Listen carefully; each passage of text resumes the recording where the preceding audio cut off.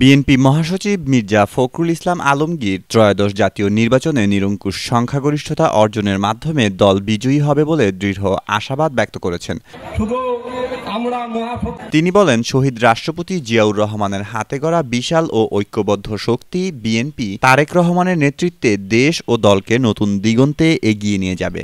শনিবার বিকেলে ঠাকুরগাঁও সদর উপজেলার চিলারং ইউনিয়নের ভেলাজান উচ্চ বিদ্যালয় মাঠের মতবিনিময় সভায় তিনি এই মন্তব্য করেন। যিনি আমাদের সামনে এই দেশের স্বাধীনতা ঘোষণা করেছিলেন, যিনি দেশে রাষ্ট্রপতির দায়িত্ব নেওয়ার পরে আমাদের রাষ্ট্রটাকে বদলে ফেলেছিলেন, মনে আছে আমাদের নিশ্চয়ই। তারপরে দেশের বেগম খালেদা জিয়া যখন আসেন, তিনি আবার সেই দলটাকে সামনের দিকে এগিয়ে নিয়ে যান।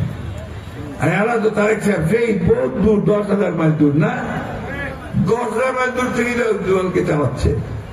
আমরা চলতেছি একটা কি আমরা বিএনপি আওয়ামী গেছি নাকি আমরা দাঁড়িপাল্লা গেছি নাকি? ফখরুল ইসলাম বলেন, সাধারণ মানুষ ন্যায় বিচার ও ভোটাধিকার বোঝে এবং রাষ্ট্রের অর্থ সাশ্রয়ের জন্য জাতীয় নির্বাচনের দিনই গণভোটের দাবি জানানো হয়েছে। তিনি আরও বলেন, জেল জুলুম সহ্য করেও বিএনপি কখনো মাথা নত করেনি। দেশে জনগণের ক্ষমতা, মানুষের অধিকার ও কথা বলার স্বাধীনতা ফিরিয়ে আনার মাধ্যমেই প্রকৃত গণতন্ত্র পুনরুদ্ধার করাই বিএনপির প্রধান লক্ষ্য।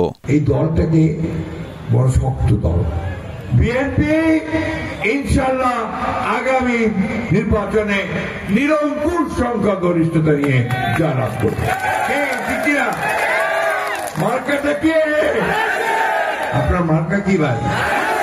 এটা হচ্ছে শহীদ জিয়াউর রহমানের মার্কা, মৌলানা ভাসানীর মার্কা, দেশনেত্রী বেগম খালেদা জিয়ার মার্কা, আমাদের তারেক রহমানের মার্কা।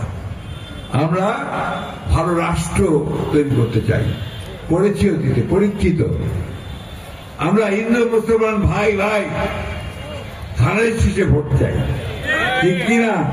তিনি নতুন প্রজন্মকে জিয়াউর রহমানের আদর্শ ও তারেক রহমানের নির্দেশনায় ঐক্যবদ্ধ হয়ে ধানের শীষে ভোট দেওয়ার আহ্বান জানান।